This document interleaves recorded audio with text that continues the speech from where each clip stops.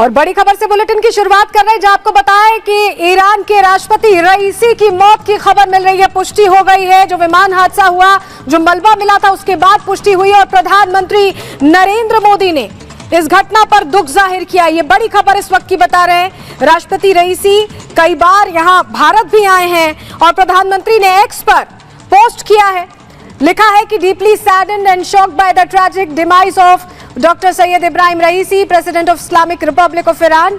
His contribution to strengthening India-Iran bilateral relationship will be always be remembered. My heartfelt condolences to his family and the people of Iran. India stands with Iran in this time of sorrow. यानी भारत इस वक्त दुख के वक्त में Iran के साथ खड़ा है और जिस तरह से रिश्ते बायलेटरल जो रिलेशंस थे ईरान और भारत के मजबूत करने में उनका योगदान रहा, उसे भारत कभी नहीं भुलाएगा। प्रधानमंत्री ने खेद व्यक्त किया है, दुख जाहिर किया है इस पूरे हादसे के बाद। यह हादसा जिसमें विमान क्रैश हुआ, कल ये विमान क्रैश हुआ था और करीब 40 टीमें हिमानी लगाई गई थी जो लगातार खोज रही थी रईसी को।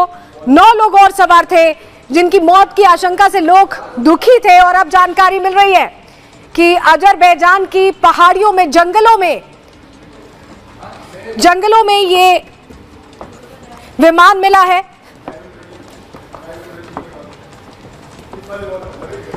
और हिमानी तस्वीरें लगातार हम दिखा रहे हैं। प्रधानमंत्री ने भी दुख जाहिर किया है।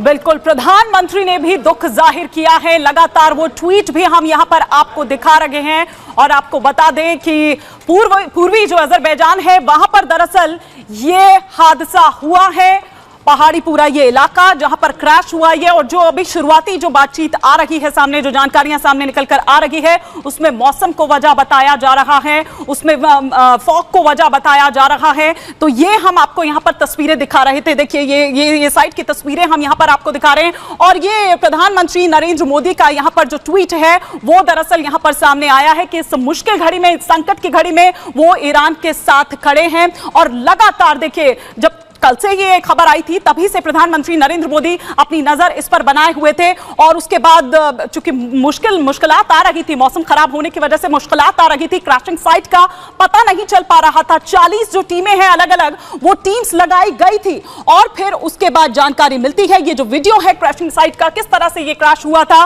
उसकी भी तस्वीरें यहां पर सामने निकल कर आ गई है। तो ये हम आपको तस्वीरें दिखा रहे हैं। घना पहाड़ी जो इलाका है वो आप यहां पर देख सकते हैं और चूंकि मौसम खराब होना भी एक वजह यहां पर बताया जा रहा है, कुछ टेक्निकल जो इश्यूज थे वो भी, अब तमाम जो जानकारियां हैं वो निकलकर सामने आ रही है, लेकिन वो जो मलबा है विमान का वो भी वहां पर देखा जा रहा है और ये तस्वीरें इस वक्त आप यहां पर देख रहे हैं। इस पर तमाम देशों की जो प्रतिक्रियाएं हैं वो भी आई है, लेकिन भारत की अगर बात करें तो प्रधानमंत्री नरेंद्र मोदी का वो ट्वीट जो थोड़ी देर पहले हम आपको दिखा रहे थे, ईरान के राष्ट्रपति इब्राहिम रईसी की मौत पर प्रधानमंत्री नरेंद्र मोदी ने दुख जताया है और साथ ही ये कहा है कि ऐसी मुश्किल घड़ी में, इस संकट की घड़ी में ईरान के साथ खड़ा है भारत।